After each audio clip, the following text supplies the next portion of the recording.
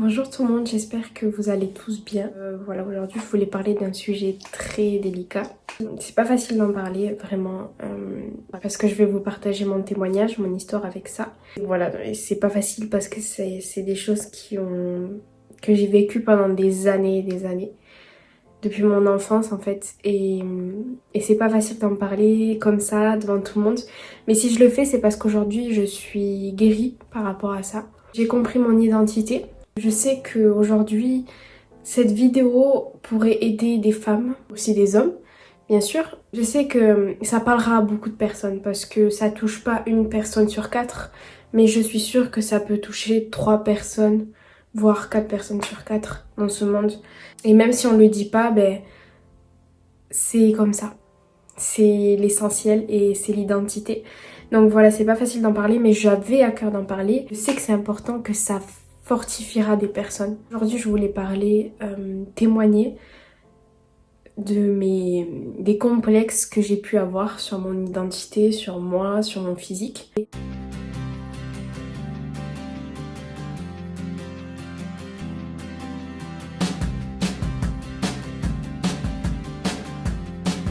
Voilà, donc si vous ne connaissez pas mon histoire, je vous encourage à regarder la vidéo de mon témoignage.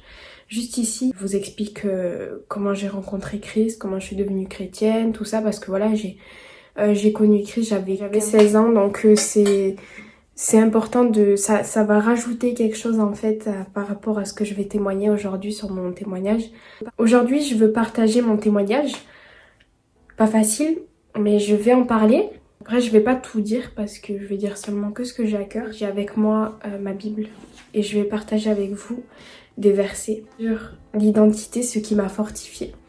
Parce qu'on sait que la vérité, c'est la parole de Dieu, un témoignage.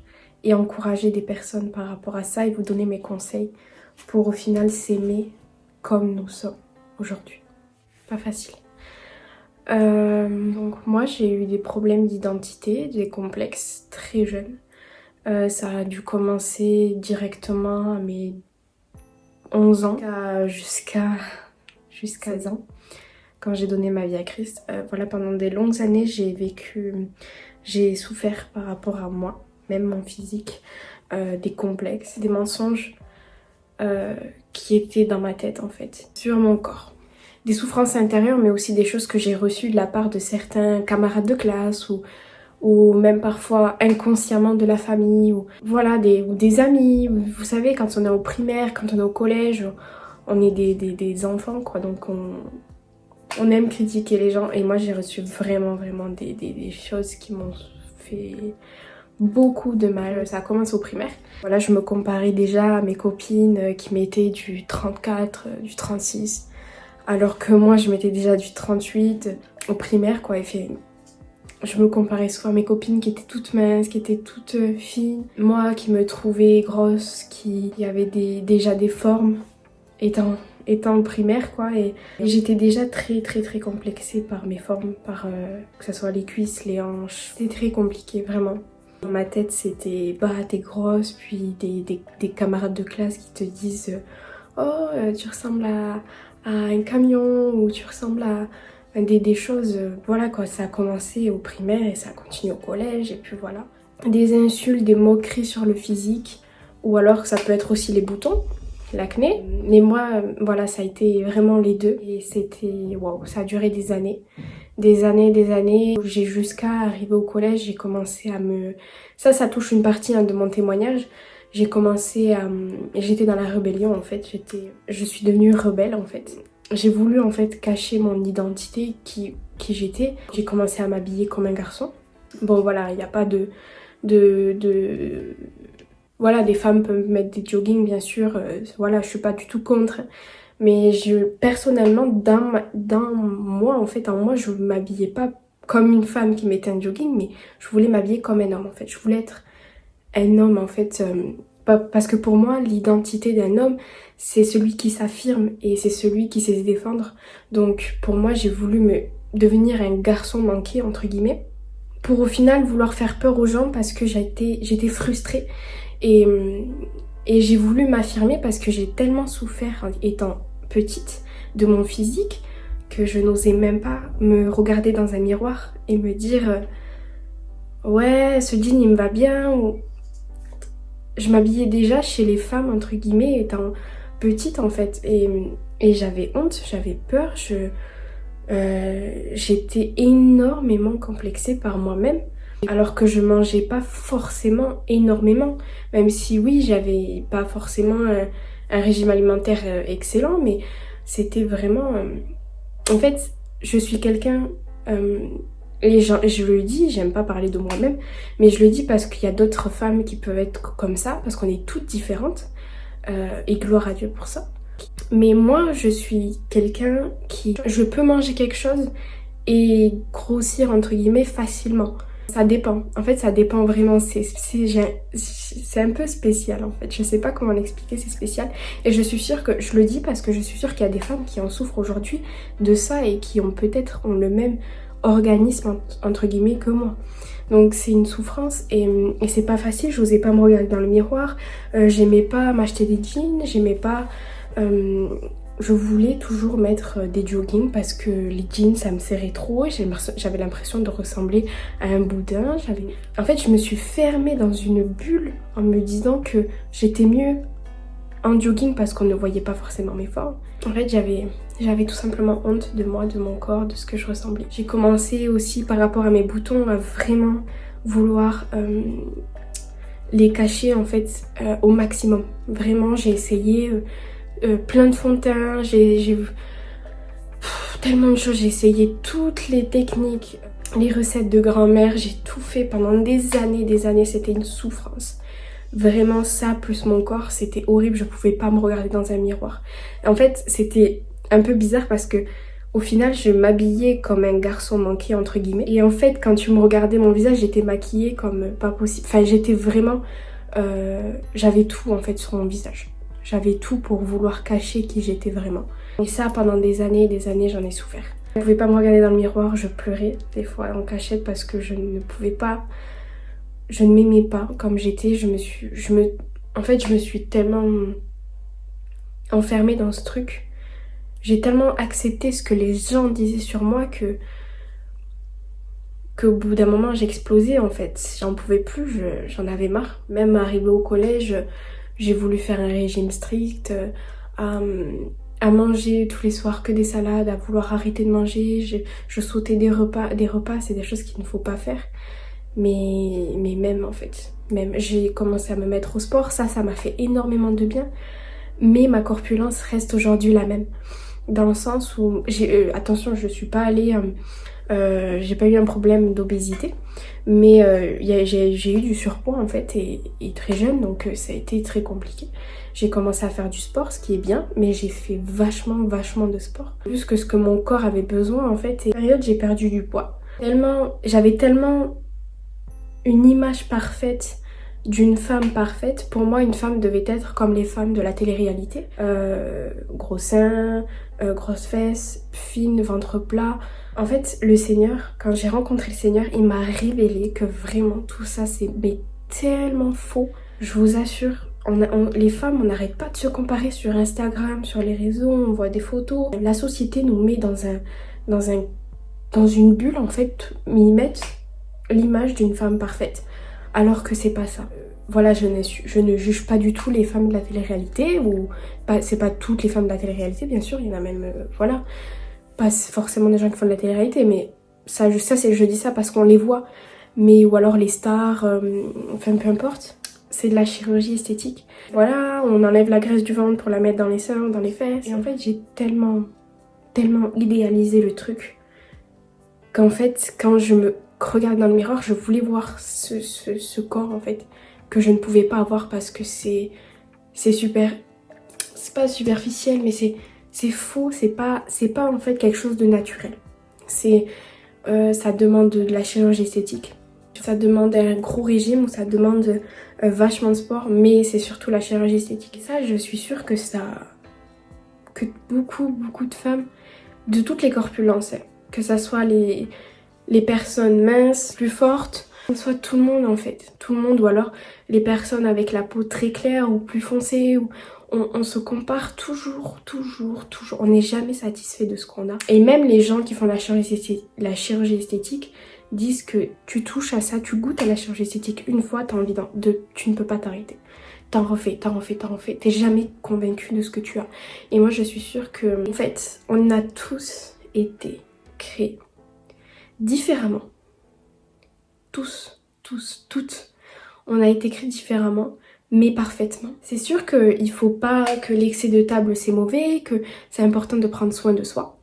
Voilà, on est le temple du Saint-Esprit, c'est important de prendre soin de soi, de faire du sport, Après ça dépend pour qui, parce qu'il y a des gens qui ne peuvent pas, mais quand même de faire un minimum de sport, ça peut être marcher, comme courir, comme faire des marathons, peu importe, de prendre soin de soi, de pas manger excessivement, Après, les femmes, c'est compliqué parce qu'on a des périodes où t'as plus faim que d'autres, périodes où c'est compliqué, mais voilà, c'est comme l'acné, c'est naturel, c'est comme ça, c'est la vie, c'est comme les poils, c'est naturel, c'est la vie, voilà, on est tout le temps en train de se comparer et ça, au bout d'un moment, j'ai dit stop.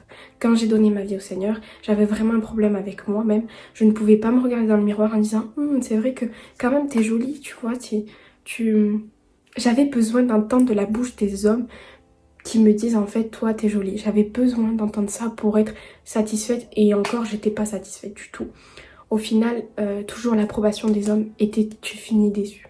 Et ça, il y a tellement de femmes aujourd'hui qui vivent ça.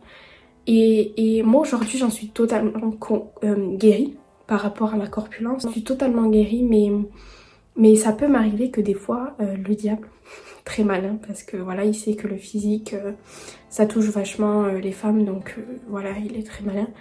Veut te mettre des pensées, de la comparaison avec les gens, tu tombes sur un post Instagram, tu te dis ah ouais quand même c'est vrai qu'elle comparée à moi, puis tu te fais des films, puis pourquoi, parce que tu veux ressembler aux hommes, parce que si, parce que ça.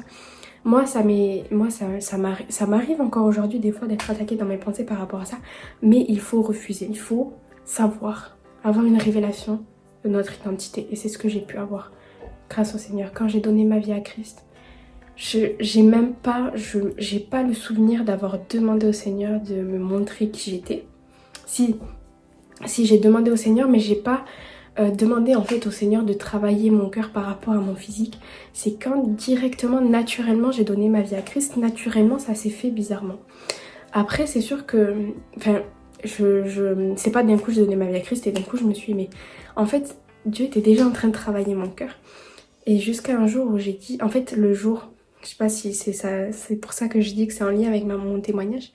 Le jour où en fait quand j'ai donné ma vie à Christ, quand Dieu m'a dit je t'aime, ça jouait 70% sur mes complexes. Dans le sens où 70%, il manquait encore 30% pour que je sois complètement guérie. Le Seigneur m'a dit juste qu'il m'aimait en fait. Ça m'a tellement touchée, ça m'a tellement montré que en fait le physique, au final on vieillit tous, on aura des rides, des cheveux blancs, on va peut-être grossir quand il y a l'accouchement, quand il y a... Voilà, c'est des étapes de la vie et c'est vain en fait, même s'il faut prendre soin de soi, c'est important. En fait, dès le moment où j'ai rencontré le Seigneur, en fait, clairement, j'en avais rien à faire de ce que les gens pensaient de moi. J'en avais rien à faire. Dans mon cœur, le Seigneur avait vraiment déposé le pardon aussi des personnes qui m'ont jugée par rapport à ça. Et je peux aujourd'hui en rigoler, entre guillemets, même si ça peut faire mal, mais... En fait, j'en ai tellement rien à faire que l'essentiel pour moi, c'est ce que Dieu pense de moi, en fait. C'est ce que la parole de Dieu, c'est ce que la Bible dit sur mon identité, parce que la réalité d'aujourd'hui ne veut pas dire que c'est la vérité. Aujourd'hui, la société te dit qu'une femme doit ressembler à un sablier, clairement. Voilà, des gros seins, des grosses fesses, des belles cuisses, un ventre plat. Tout, voilà, sans cellulite, sans rien. Le truc improbable, impossible, mis à part avec la chirurgie et ci et ça. Et voilà. Mais moi, aujourd'hui, je sais que le Seigneur m'aime comme je suis. Il m'a créé comme je suis. Voilà, il m'a créé avec des cheveux bouclés, comme ça. Il t'a créé avec des cheveux crépus, il t'a créé avec des cheveux lisses, il t'a créé avec la peau claire, il t'a créé avec la peau peut-être plus foncée, il t'a créé avec un nez peut-être plus large, peut-être plus petit, peut-être plus long, il t'a créé avec peut-être des oreilles décollées, des oreilles simplement petites, il t'a créé avec peut-être une poitrine peut-être plus forte, ou alors une poitrine peut-être plus petite. Il faut accepter que nous sommes toutes différentes, et que nous ne devions pas ressembler à quelqu'un d'autre. Tu dois être toi-même, tu dois prendre soin de toi bien sûr, pour le Seigneur. En fait, votre identité, elle est dedans. Et c'est le Seigneur qui a dit, elle, je vais la créer comme ça. Pourquoi? Parce que comme ça, elle est parfaite. Pourquoi? Parce que comme ça, quelqu'un l'aimera. Un homme, ou pour les hommes qui se comparent à d'autres hommes, ben le Seigneur t'a créé comme ça et une femme t'aimera comme ça. C'est important de prendre soin de soi, mais ne cherchez pas, ne vous comparez pas à des gens, que ce soit même les hommes, parce que les hommes aussi se comparent énormément à d'autres hommes. Les hommes ont besoin de l'approbation. C'est une nature chez l'homme, en fait, c'est naturel chez l'homme. Ça sert à rien. Tu te fais du mal, tu t'auto-détruis comme ça. Je suis reconnue en fait dans son témoignage. Le témoignage de Noémie, le savoir chrétien qui en parle. Cette vidéo m'avait touchée, elle m'a encouragée en fait à en parler aussi parce que c'est important. Donc moi ce que je vous conseillerais pour s'aimer soi-même, en fait c'est important, pour aimer quelqu'un d'autre tu dois t'aimer d'abord toi-même et ça la parole de Dieu le dit, tu aimeras ton prochain comme toi-même. C'est important si tu veux aimer quelqu'un, c'est comme dans un couple, quand tu ne t'aimes pas tu vas tout le temps te comparer à d'autres femmes et te faire des films et au final ça va exploser. Pourquoi? Parce qu'au final, tu ne t'aimes pas toi-même. Alors comment tu veux aimer quelqu'un d'autre? C'est très très compliqué. Et malheureusement, on peut être attaqué, ça l'ennemi, mais il en joue mais tellement la comparaison. On n'est jamais satisfait. Comprenez que moi j'ai vraiment compris ça, c'est que sur les photos sur Instagram, les photos de femmes où on voit qu'elles ont un corps parfait, soi-disant, le corps que la société peut demander, en fait, c'est vain. Parce qu'au final, cette personne-là, déjà, met retouché les photos, mais moi j'en ai vu des photos avant et après. Tu vois les retouches, tu vois la chirurgie esthétique, tu peux les voir avant. C'est pas pareil, c'est faux et on s'en fiche clairement, c'est pas ça. L'essentiel, c'est ce que Dieu pense de toi. Et moi aujourd'hui, je suis fière, je suis contente et je remercie le Seigneur, je bénis le Seigneur pour qui je suis. Et Noémie, c'est très important ce qu'elle disait dans sa vidéo, c'est que j'encourage aussi à le faire, c'est que regardez-vous dans un miroir et dites-vous je suis belle comme ça. Des choses que vous ne pouviez pas voir en fait avant sur vous-même, par exemple que ce soit vos cuisses, mes cuisses comme ça. Se regarder dans le miroir tous les jours et se dire je m'aime comme je suis. J'aime mes bras, j'aime mes oreilles, je suis belle. De proclamer, parce que la bouche a le pouvoir, la parole a le pouvoir de la vie et de la mort. Tu dis que tu es moche, tu vas te détruire toi-même, alors que si tu proclames que tu es belle, parce que c'est pas de l'arrogance, c'est la réalité, c'est l'identité en Christ, de se dire je m'aime comme je suis. Et j'aimerais vous partager avec vous des versets, mais d'abord aussi il y a quelque chose qui m'a énormément aidé, c'était de faire une liste des défauts que je ne supportais pas chez moi, des choses que je ne pouvais pas voir. Et j'ai commencé à écrire sur feuille « Je suis aimée de Dieu ». J'ai écrit tous mes défauts et j'ai dit « Je suis belle même avec mes grosses cuisses par exemple. Je suis belle même avec mes bras, je suis belle même avec mes boutons. » D'essayer de en fait faire une liste, de prier, demander au Seigneur, ça c'est mes conseils, demander au Seigneur qui vous révèle votre identité, de pourquoi il vous a créé comme ça. Qu'est-ce qu'il pense lui de toi? Et tu verras que de toute façon quand c'est la personne qui t'a créé, tu peux qu'être touché par ces paroles en fait. Donc aussi un autre conseil, comme j'ai dit, regardez-vous dans le miroir et proclamez votre identité. Donc je vais vous partager des versets. Je commence par le verset 13, psaume 139, dit le verset 13. C'est toi qui as formé mes reins, qui m'as tissé dans le ventre de ma mère. Je te loue de ce que je suis une créature si merveilleuse. Tes œuvres sont admirables et je le reconnais bien. Mon corps n'est pas caché devant toi lorsque j'ai été fait dans le secret, tissé dans les profonds de la terre. Je n'étais encore qu'une masse informe, mais tes yeux me voyaient et sur ton livre étaient inscrits tous les jours qui m'étaient destinés avant qu'un seul d'entre eux n'existe. Aujourd'hui, je peux pas, comme disait Noémie, je peux pas aujourd'hui me dire que je suis moche parce que ça serait dire que en fait, ce que Dieu a créé est moche. Non. Y aura toujours des gens pour te critiquer, toujours. Mais ne regarde pas ça, n'écoute pas ça. Refuse, tout simplement. C'est faux. L'humain ne dit pas la vérité, tout simplement. Psaume 22, verset 9, verset 10, pardon. Oui, tu m'as fait sortir du ventre de ma mère. Tu m'as mise en sécurité contre sa poitrine. Dès ma conception, j'ai été sous ta garde. Dès le ventre de ma mère, tu as été mon Dieu. Ne t'éloigne pas de moi quand la détresse est proche, quand personne ne vient à mon secours. Après, vous avez le verset Romains 8,16, 1 Jean 3,1, 2 Corinthiens 3,18, Proverbes 31, 30, Proverbes 6,25, Marc 12,31. Il y en a tellement. Prenez qu'en fait, vous devez vous aimer vous-même. Prenez soin de vous. Faites le minimum de sport. Même juste marcher, ça fait du bien. Ça ne veut pas dire que tu seras... que tu auras ce corps, en fait, que tu idéalises. Tu es parfaite, tu es choisie par Dieu. Tu es aimée de Dieu, alors proclame-le. Et sache que la vérité, c'est lui qui l'a dit. C'est dans la parole de Dieu. Il suffit simplement de se rapprocher du Seigneur et tu t'aimeras toi-même petit à petit. C'est surnaturel. Tu n'auras plus besoin de l'approbation des hommes. La beauté est vaine. L'essentiel, c'est l'intérieur, le cœur. Le Seigneur te bénisse abondamment et te fortifie. Tu es parfait et tu es parfaite. Je suis une femme magnifique et unique. Je suis une femme précieuse. À l'heure d'aujourd'hui, je m'assume complètement avec mes cheveux. Vous êtes des créatures magnifiques aux yeux de Dieu. Je suis une merveilleuse créature créée à l'image d'un Dieu parfait. Dieu m'a créée avec perfection. J'ai été créée à l'image de Dieu. La personne que j'étais, la personne magnifique que Dieu a créée, c'était vraiment magnifique, que j'étais parfaite à ses yeux. Dieu ne fait jamais d'erreur. Je suis une créature merveilleuse.